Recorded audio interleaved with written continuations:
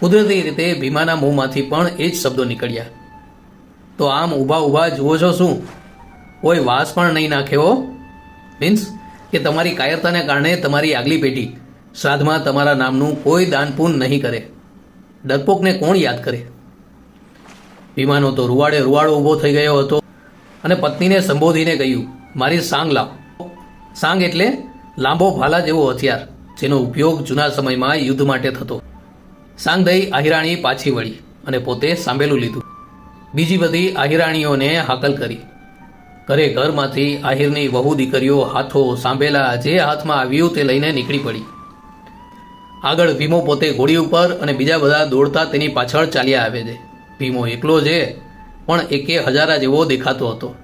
શામળાભા હજી વધારે દૂર પહોંચી નહોતા શક્યા. જોયું તો એક ઘોડે સવાર અને એક નાનું ટોળું દોડતું આવે છે અને પલકવારમાં તો ભીમો આવી પહોંચ્યો. હાથમાં ગણ ગણ ગણ કરતી સાંગ ફરતી આવે છે. આવતા જ હાકલ કરી, ક્યાં છે દરબારનો સાળો? ને શામળાભાને પ્રતાપસંગીના શબ્દો યાદ આવ્યા. ભીમાનું યમ જેવું સ્વરૂપ જોયું. તેની હાકલ સાંભળતા 150 ઘોડેસવારોમાંથી કોઈની હિંમત ન થઈ ભીમાની સામે થવાની. એટલે તે 150 ઘોડેસવારોની વચ્ચે કૂદી પડ્યો અને શામળાભાને બહાર કાઢ્યા.